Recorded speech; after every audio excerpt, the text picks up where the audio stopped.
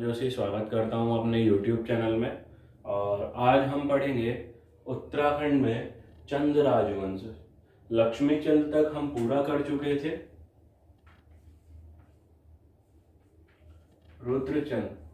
रुद्रचंद के दो पुत्र थे। बड़ा बेटा था शक्ति गोसाई और उसका जो छोटा बेटा था वो था लक्ष्मी चंद। लखुली बिराली इसकी उपाधि थी। इसका शासनकाल 1597 से 1621 तक रहा था। लक्ष्मीचंद हम खत्म कर चुके थे, हम इसको पढ़ चुके थे। लक्ष्मीचंद के बाद इसका पुत्र आया जिसका नाम था दिलीप चंद। दिलीप चंद 1621 से 1624 तक शासन करता है, केवल 3 वर्ष मात्र। दिलीप चंद के बारे में पढ़ने से पहले थोड़ा सा इसके पूर्व जन्म की कहानी को ध्यान से पढ़ना होगा। दिलीप चंद के पूर्व जन्म की कहानी ये थी कि इसके पूर्व जन्म में पंत और उमप्रैती जाति के लोगों में विवाद था और पंत लोगों ने उमप्रैती जाति के लोगों की संपत्ति को भी हड़प लिया था। जो पंत लोग थे उन्होंने उमप्रैती जातियों पे अत्याचार किए और इनकी संपत्ति को भी हड़प लिया। अब इनमें से एक व्यक्ति क्या हुआ, वो बहुत ज्यादा दुखी हो गया और वो यात्रा पर निकल आया, तीर्थ यात्रा पर निकल आया और व्यथित होकर उसने गंगा के किनारे एक वृक्ष से कूदकर गंगा में आत्महत्या कर ली। आत्महत्या करने से पूर्व उस व्यक्ति ने एक वरदान मांगा कि अगले जन्म में मैं पंत जाति के लोगों से अपनी इस मृत्यु का या इस उमप्रैती जाति पर हुए अत्याचारों का बदला लूं। और इस तरीके से कहानी ये जो बनी थी कि पंत जाति के लोगों ने उमप्रैतियों पर जो है अत्याचार किया था। तो ये जो व्यक्ति था ये बाद में दिलीप चंद बना। ये बाद में दिलीप चंद के रूप में उत्पन्न हुआ या पैदा हुआ। इस कहानी को ध्यान रखना है दोस्तों। कहानी सुनाने का या कहानी बताने का मतलब केवल इसलिए है कि जिससे आपको एग्जाम में ध्यान रहे कहानी का, केवल रटना नहीं है इस विषय को। तो दिलीप चंद अब जब जन्मा और गद्दी पर बैठते ही इसने क्या काम किया, पंत जाति के लोगों को या पंत लोगों को परेशान करना शुरू कर दिया, उनको तंग करना इसने शुरू कर दिया।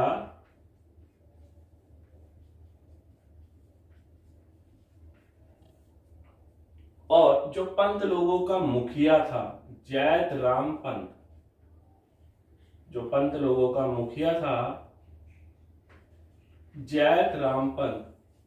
उस जैत राम पंत की दिलीप चंद ने हत्या करवा दी।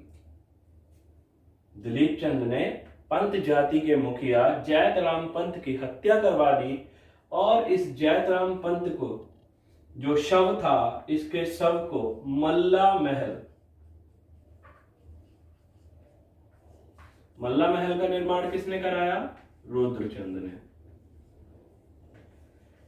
जो परीक्षार्थी पुरानी बुक पढ़ रहे हैं आज भी, वो मल्ला महल को कल्याण चंद पढ़ते हैं, उसको करेक्ट कर लें। नई अपडेटेड बुक में रुद्रचंद आंसर कर दिया है, तो इसका ध्यान रखें कि मल्ला महल का निर्माण अल्मोड़ा में रुद्रचंद ने करवाया था। अगली बात करते हैं अपने टॉपिक पे। मल्ला महल के बाहर दिलीप चंद ने जैतराम पंत के शव को जलवाया। अब जब शव जलवाया तो शव का जो धुआं था, उस धुएं से दिलीप चंद की मृत्यु हो गई। दिलीप चंद की मृत्यु हो गई 7 दिन के बाद। कैसे? क्षय रोग से।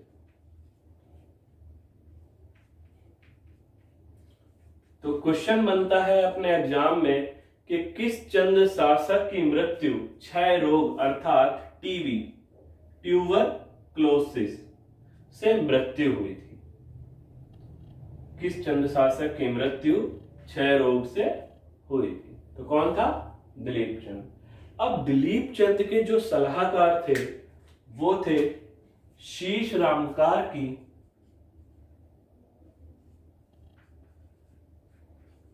शीश राम कार्की और पीरू गोसाई।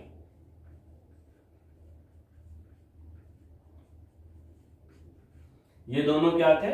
दिलीप चंद के सलाहकार, शीश राम कार्की और पीरू गोसाई।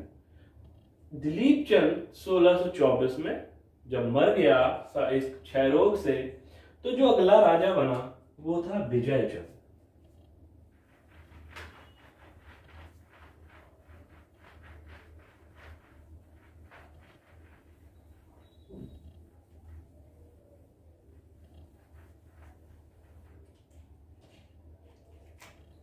अगला राजा विजय चंद।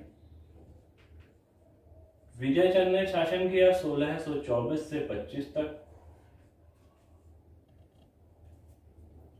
जब यह गद्दी पर बैठा तब यह 18 वर्ष से कम उम्र का था, अर्थात बालक था।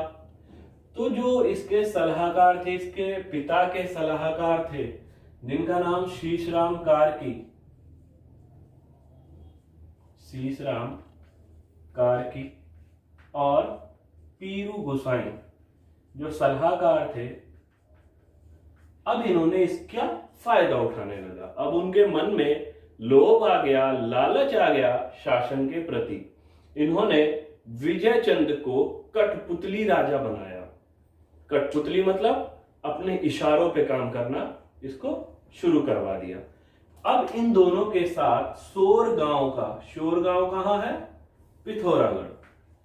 जो सोर क्षेत्र है, सोर गांव का या सोर क्षेत्र का विनायक भट्ट भी इनकी षड्यंत्रकारी योजना में शामिल हो गया। कौन? विनायक भट्ट।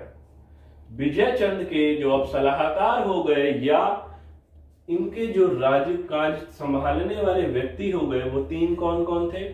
शीशराम कार्की, पीरू गोसाई और विनायक भट्ट। अब इन तीनों ने विजय चंद को कठपुतली राजा बना दिया, अर्थात ये जो चाहते थे वो ही राजा से कार्य करवाते थे। विजय चंद ने मल्ला महल के मुख्य दरवाजे का निर्माण कराया।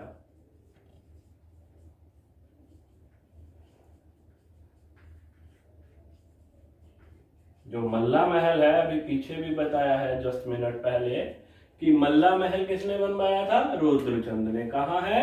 अल्मोड़ा में। तो मल्ला महल के जो मुख्य दरवाजे का निर्माण था वो इस विजय चंद ने कराया, जिससे ये तीनों चिढ़ गए। तो शीशराम कार्की और पीरू गोसाई और विनायक भट्ट ने इसकी गला घोटकर हत्या कर दी।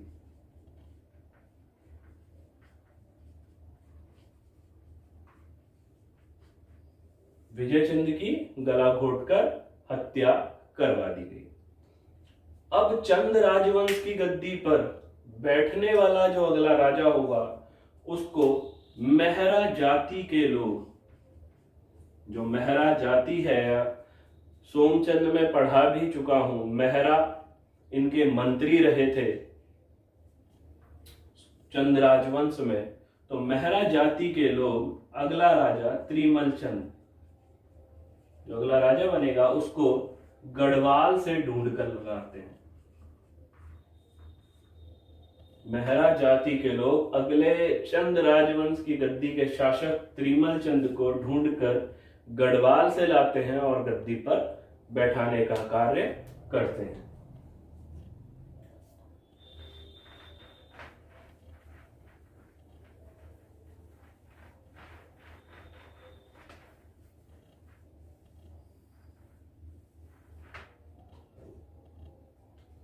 तो अब अगला राजा हमारा बनेगा त्रिमल चंद।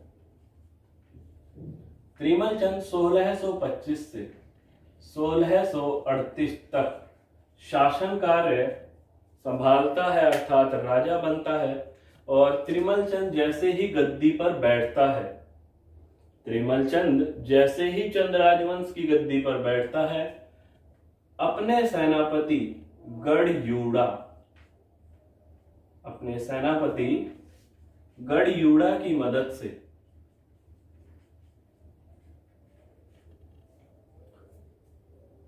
शीशराम कार्की की हत्या करवा देता है,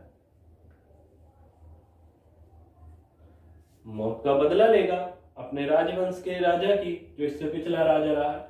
तो त्रिमल चंद क्या करेगा, अपने सेनापति गढ़यूड़ा की हेल्प से, अपनी मदद से शीशराम कार्की की हत्या करवा देता है और विनायक भट्ट की आंखें निकलवाता है, विनायक भट्ट की आंखें निकलवा देता है। और विनायक भट्ट की संपत्ति को, विनायक भट्ट की संपत्ति को त्रिमल चंद अपने गुरु, जो त्रिमल चंद के गुरु थे माधव राम पांडे, माधव राम पांडे को सौंप देता है। त्रिमल चंद विनायक भट्ट की आंखें निकलवा देता है और इसकी जो संपत्ति होती है वो संपत्ति अपने गुरु माधव राव पांडे को सौंप देता है और पीरू गुसाई को इस शर्त पर छोड़ देता है कि वो प्रयागराज अर्थात इलाहाबाद को जाकर के आत्महत्या कर लेगा। परंतु पीरू गुसाई क्या करता है, सोना गलवा कर, जो स्वर्ण धातु होती है उसको गलवा कर पी लेता है और अपने प्रायश्चित, जो अपने पाप हैं उनका प्रायश्चित समझकर आत्महत्या कर लेता है।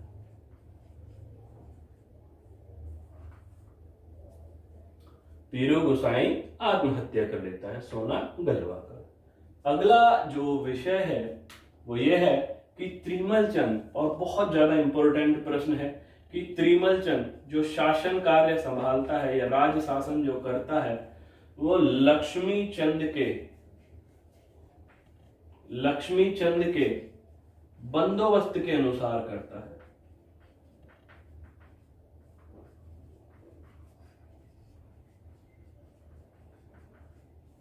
त्रिमल चंद जो शासन कार्य करता है या शासन जो संभालने का कार्य करता है, जो मैनेजमेंट करता है, वो लक्ष्मी चंद के बंदोबस्त के अनुसार करता है।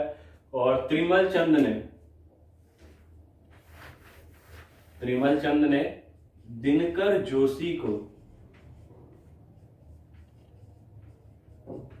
त्रिमल चंद ने दिनकर जोशी को ब्राह्मणों का लेखक बनाया,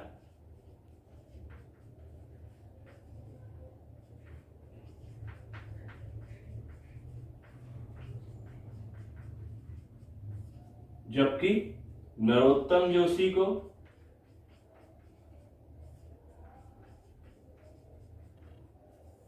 वजीर नियुक्त किया।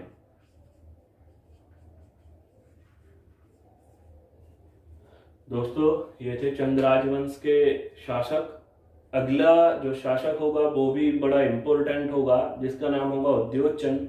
वो हम अगली वीडियो में कंप्लीट करेंगे। और जो एक स्टूडेंट है तरीक्षा क्लासेज की निधि, तो टॉपिक मैं समझता हूँ निधि समझ आया होगा और अच्छे से पढ़ाई करनी है इस लॉकडाउन के दौरान। जो भी लोग मेरी वीडियो के माध्यम से तैयारी कर रहे हैं वो अच्छे से तैयारी करते रहें, जल्द ही वैकेंसी आएंगी और आप लोग सभी अपने लक्ष्य को प्राप्त